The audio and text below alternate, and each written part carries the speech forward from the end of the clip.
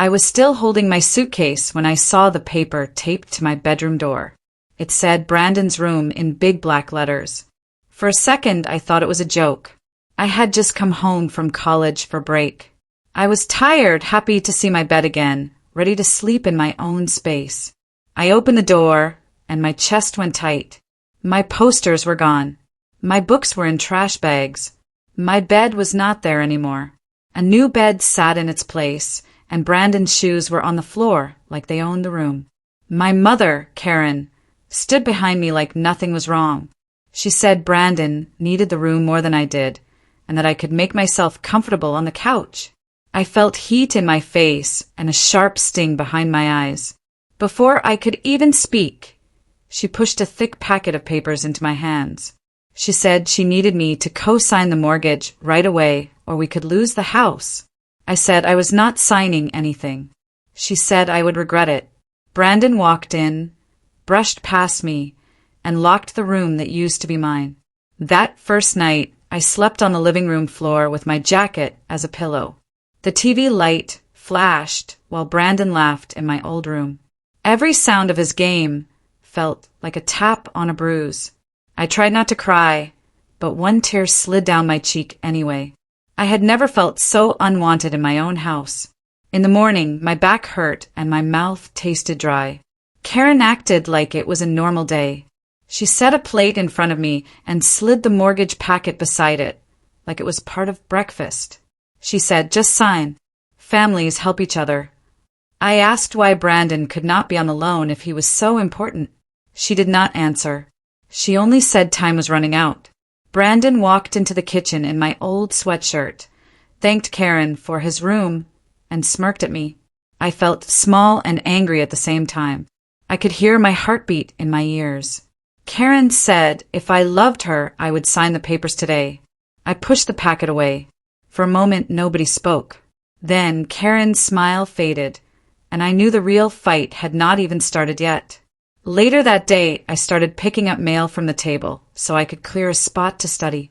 One envelope caught my eye. It had our address and the bank logo on it. It was already opened but folded deep inside the pile like it was hiding. I slid out the letter and read the words late payment and final notice. My hands began to shake. There were dates from months ago. This was not new. Karen suddenly appeared and snatched the paper from me. She said I had no right to look at things that were not my concern. I said the house was my concern.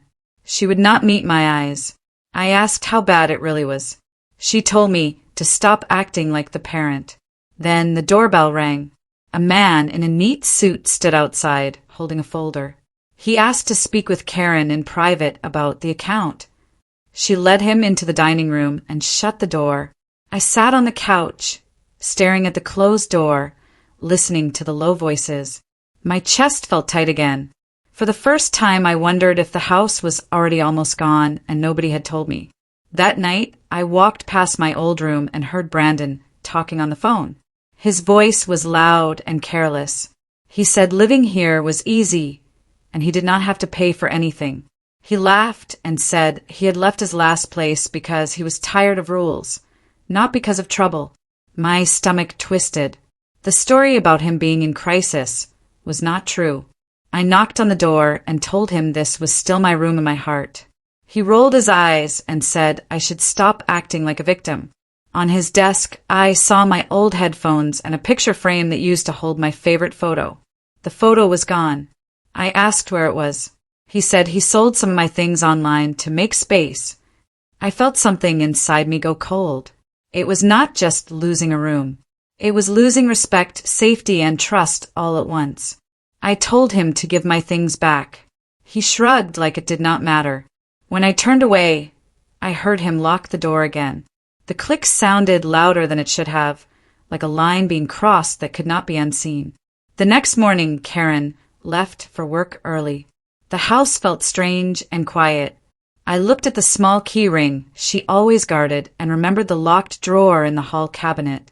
My hands were sweating as I tried the tiny key. It turned with a soft scrape. Inside were stacks of envelopes, some unopened, some stamped in red. Words like default and notice of sale stared back at me. I sat on the floor and read until the letters blurred. The house was not just in trouble. It was almost at the edge. I thought of my grandmother and how she loved this place. My throat ached. I heard a car stop outside. Panic rushed through me. I tried to lock the drawer again, but the key stuck halfway. Karen's footsteps came up the walk. I tugged at the key, heart pounding so hard I could hear it. The door opened. Karen looked from my face to the cabinet and knew at once what I had done. For a second, we just stared at each other across the hall, the open drawer between us like proof. The key still hung there, half-turned, like it was caught telling the truth with me. Karen's voice exploded through the hallway. She said I had no respect and no boundaries. She said I made her life harder on purpose. I tried to tell her I was scared, not curious. She would not listen. She said I had no idea what she carried. Then the words slipped out of her, like a stone dropping in water. She said my college savings had been used already to keep us afloat. I felt like the floor moved. All the summers of work, all the scholarships I chased, gone without a word. I could not speak for a moment. When I finally did, my voice sounded small. I asked why she did not tell me. She said I would have said no. My phone buzzed in my pocket. It was a text from my Uncle Noah. It said, "We need to talk. You do not know the whole story." I looked up at Karen. She knew who had texted without seeing it. She told me not to believe anything he said. That only made me want answers more. For the first time in my life, I saw fear in her eyes, not anger. That frightened me more than anything she had said. That weekend, Karen called a family meeting. Chairs crowded our living room. Faces I had known all my life watched me like I was the problem. Karen told them I was refusing to help and was putting everyone at risk. She said I was acting selfish and dramatic. My cheeks burned. I tried to speak, but my voice shook and people looked away.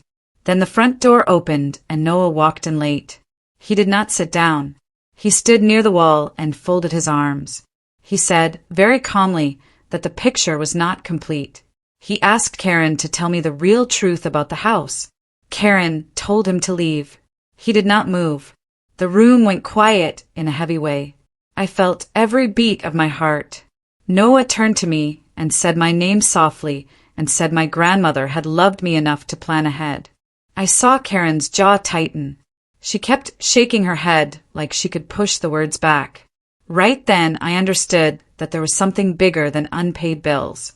There was a secret sitting inside the walls of the only home I had ever known, and it had my name on it. Noah took a deep breath and said my grandmother had added my name as a beneficiary connected to the house before she passed. She had worried about bad choices and wanted me to have protection when I was older. The room shifted. I felt like the air changed shape. Karen said he was lying. Noah pulled out copies of papers. My hands trembled as I held them. My name was there in black ink. I was not just a guest in this house. I was part of it in law and love. Karen tried to grab the papers, but Noah kept them away. In that moment, everything lined up. The rush for my signature, the drawer of hidden bills, my things pushed into bags, the room given away like I was temporary. It was all to get control. I said I would not sign anything I did not understand. My voice sounded stronger than I felt. Some relatives stared at the floor. Others whispered. Karen's face went blank in a way that scared me. For the first time since coming home, I did not feel crazy. I felt awake. And being awake meant I was going to say no, even if it cost me everything. That night the house felt colder. Karen knocked on the living room wall instead of the door, like knocking would make things polite. She told me again that if I did not co-sign, we would lose everything. She said everyone would blame me. She said a good daughter would step up. I told her I would not sign. My hands were shaking, but my words were steady. She stared at me for a long time. Then she said if I would not help, I could not stay. The sentence hung in the air like smoke. Brandon leaned on the hallway doorframe, enjoying the scene. He said the couch would be free soon. My heart broke and hardened at the same time. I packed one suitcase because that was all I could carry. As I reached the door, Karen said I would come back begging. I did not answer. I was afraid that if I turned around I would fall apart. I walked out into the night air and it felt both sharp and clean. The house behind me was full of my memories, but it did not feel like my home anymore. I had no plan, only a small suitcase and my name. I sat on the bench at the bus stop and watched cars go by like they belonged to other lives. My phone battery was low. I did not know who to call without sounding like I was asking for rescue. Tears came before I could stop them. I hugged my suitcase and felt very small in a big world. A voice spoke my name. I looked up and saw Mr. Collins, my old teacher. He asked why I was out so late with luggage. I tried to smile but failed. The words came out of me in pieces. He listened without interrupting. When I finished, he nodded slowly.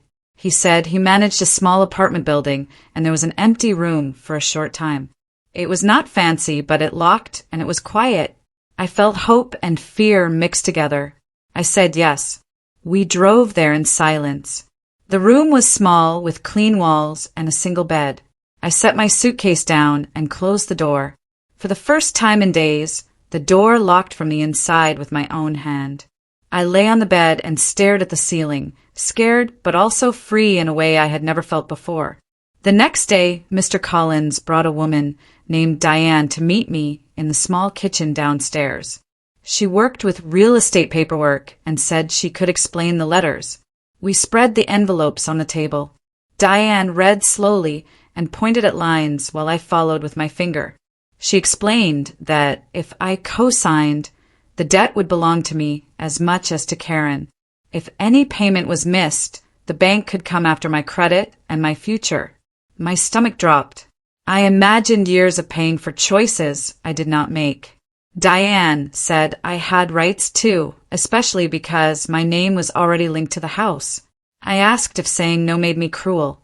She shook her head. She said it made me careful. That word felt different and strong.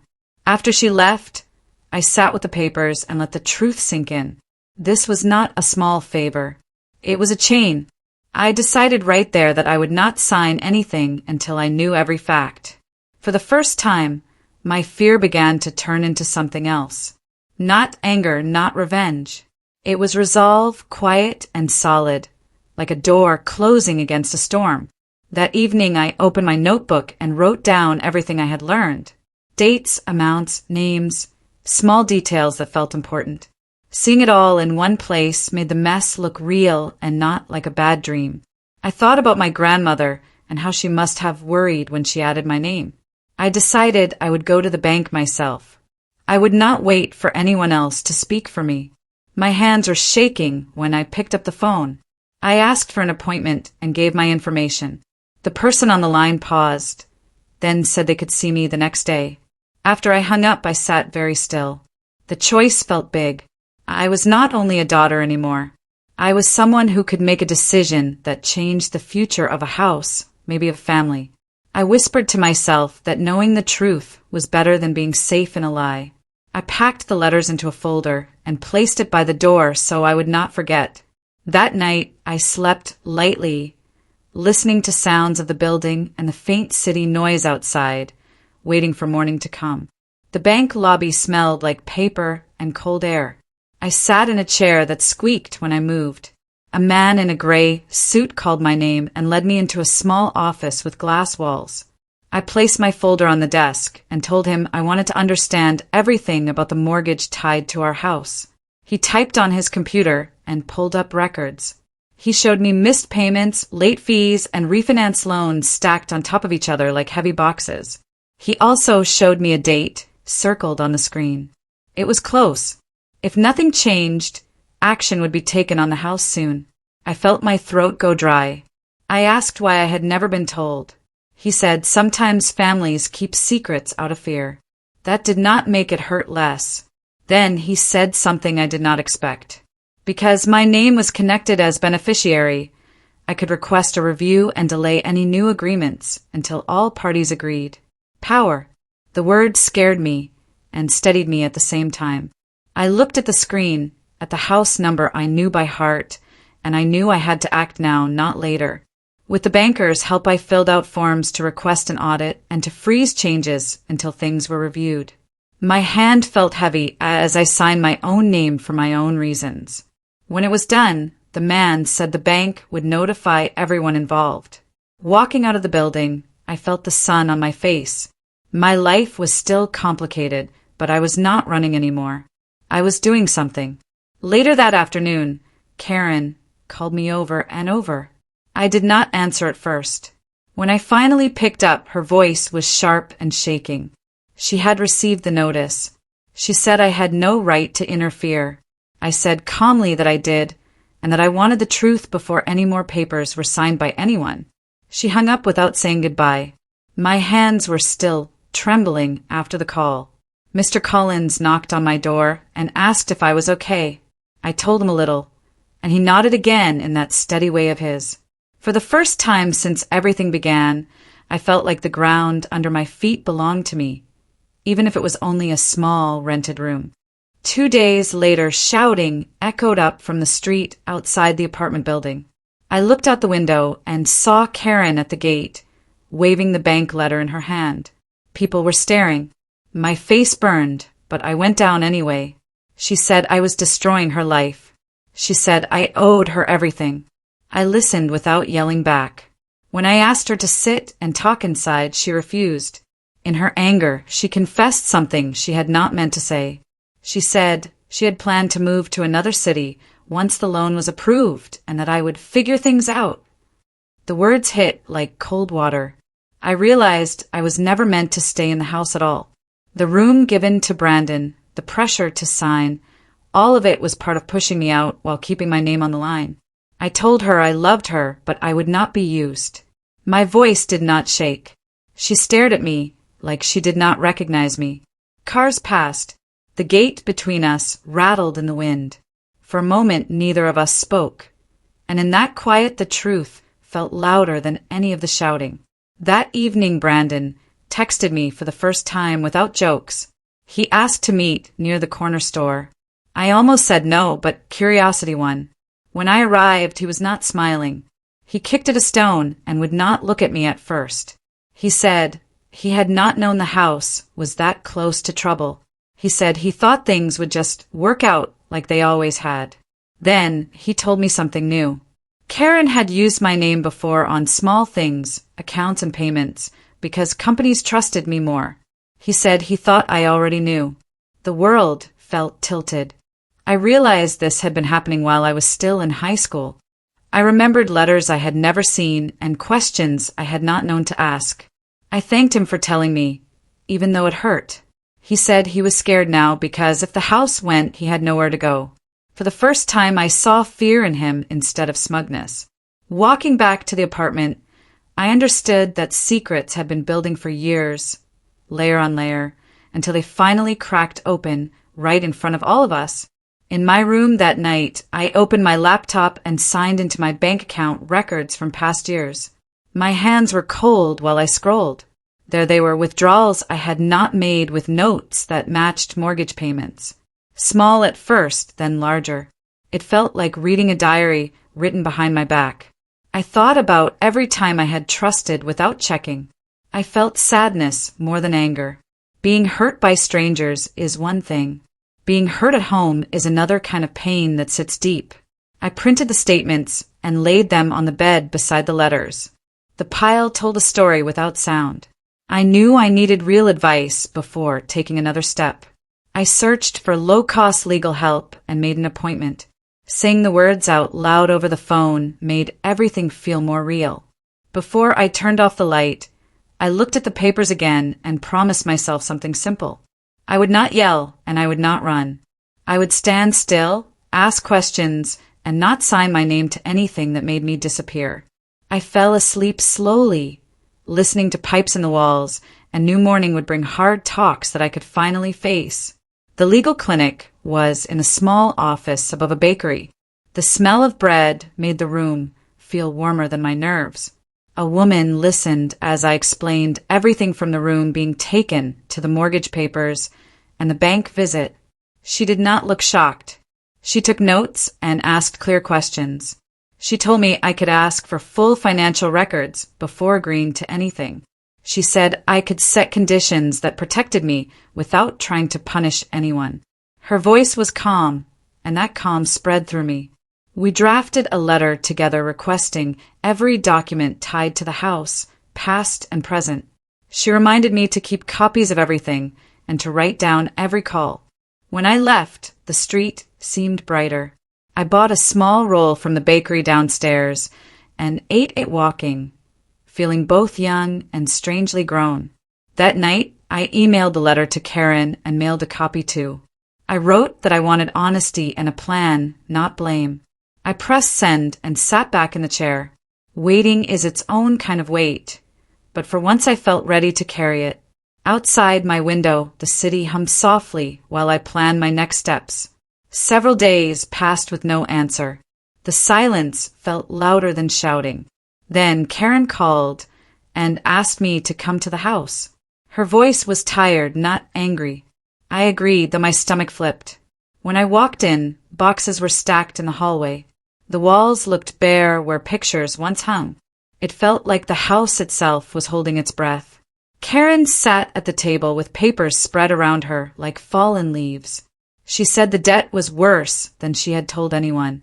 She said she was scared all the time and made bad choices because she felt trapped. I listened without interrupting. Then I asked the question that had been burning a hole in my chest. Had she ever planned for me to stay in this house as my home? She did not answer right away. She stared at her hands. The quiet stretched long. Finally, she said she did not know anymore. That hurt more than a clean no. I realized then that love without honesty had built walls between us higher than any room door. I also realized those walls could fall, but only if the truth kept coming out, even when it stung. We sat across from each other at the kitchen table. The afternoon light made lines on the wood. I asked Karen to tell me everything from the beginning. She nodded slowly. Her voice was thin at first, but then steadier as the story came. She said after my grandmother died, she felt alone and heavy with responsibility. She took out loans she thought she could handle. When money tightened, she used my name because it was easier and doors opened.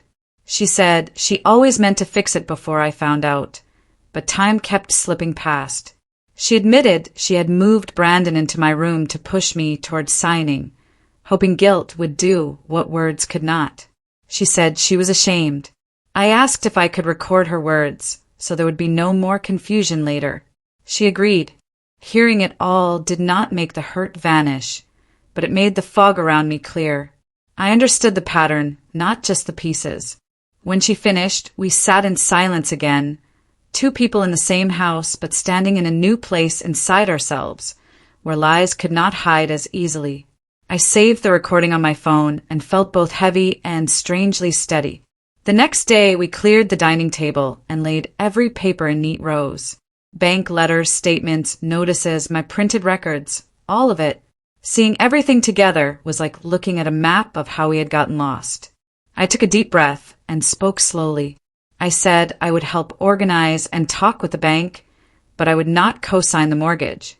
I said there had to be rules if we were going to save the house. No new loans. Full honesty. Written agreements. And Brandon would have to move out and find work. Karen looked shocked. Then she looked tired. Finally she nodded. Not because it was easy, but because there were no more hiding places. We wrote the rules down. She signed them. My hand shook as I signed my part, not as a co-signer, but as someone setting boundaries at last. For the first time, the future did not feel like a trap or a threat. It felt like work, hard and real, but possible. I gathered the papers into folders and labeled them. Order felt like oxygen after weeks of chaos. Brandon banged a door upstairs, already angry, and the next storm began to gather. By evening, Brandon refused to pack. He said nobody could force him out and that I had ruined everything. His voice filled the hallway like a bad echo. Karen stood between us, shaking. I waited, letting her choose. She turned to him and said my name in a way that sounded different, steady and clear. She told him the house could only be saved if we all changed, starting with him. She said he needed to leave the room and start supporting himself. For a moment, he looked like a child who had lost his way. Then anger rushed back into his face. He swept his arm across the dresser and stormed out of the room, saying it was not over. The front door slammed so hard the windows trembled. I leaned against the wall, tired to my bones. I did not cheer. I did not hate him. I just felt the cost of every choice lying heavy around us. Karen sat down on the stairs and covered her face. I sat beside her without touching. We breathed in the same quiet house, both knowing that endings and beginnings sometimes sound like doors slamming in the night. Outside, a car engine roared and faded, leaving the house wrapped in stillness. A week later, we sat side by side in the bank office. This time I did not feel like a scared child. I felt like someone who knew what she was saying. We told the officer we wanted a hardship review instead of a new co-signed loan. He asked questions. We answered honestly. We showed the folders I had organized and the written rules we had made. He listened, tapped his keyboard, and explained options that did not trap my name into debt. Karen agreed to a strict plan with smaller payments and full oversight for a while. I said clearly that I would not be added to the mortgage. My voice did not shake. The officer nodded. The papers were printed. Karen signed them with a quiet seriousness I had not seen before. Walking out of the bank, we did not celebrate. We just breathed. The danger was not gone, but it was named, and it had a plan wrapped around it instead of silence. I realized that strength did not always look loud. Sometimes it looked like steady answers and clear signatures, and the simple word no said at the right time. The sky outside was bright and ordinary, which somehow felt like the biggest gift. A few days later, I walked back into the house alone. My old room door stood open. The walls were bare again, waiting. Sunlight fell across the floor where my bed used to sit. I stepped inside slowly, like entering a memory that had changed its shape. Karen came to the doorway and did not say much. She told me the room was mine if I wanted it, but also that she knew trust takes time to grow back. Her voice was soft and real. She said she was sorry without long speeches. The simple words mattered more than anything fancy could have. I unpacked one box only, placing books on the shelf in a small row. I did not rush to fill the room. I wanted space to breathe. We made tea in the kitchen and talked about simple things at first. Then we sat quietly, and it did not feel angry or forced. It just felt honest and tired.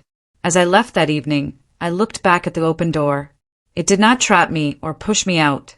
It waited the way a real home should, patient and open to the person I was becoming. I knew healing would be slow, but it had finally begun. Months passed. Payments were made on time.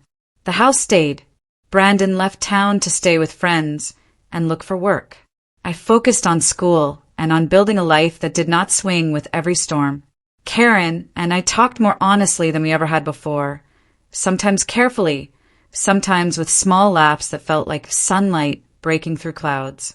I did not co-sign the mortgage. I did not carry debt that was not mine. I also did not cut my mother out of my life. Instead, I built clear lines that kept both love and respect standing side by side. One evening, I sat at my small desk in the apartment and locked a folder of documents I had organized. I thought about the girl who came home to find her room gone and her voice pushed aside. I knew she was still me, but stronger now. I learned that saying no can be a way of saying yes to your own future. I learned that family can hurt you and still change. I learned that my name is not a tool. It is part of who I am, and it belongs to me. I closed the window, breathed in the quiet night air, and felt ready.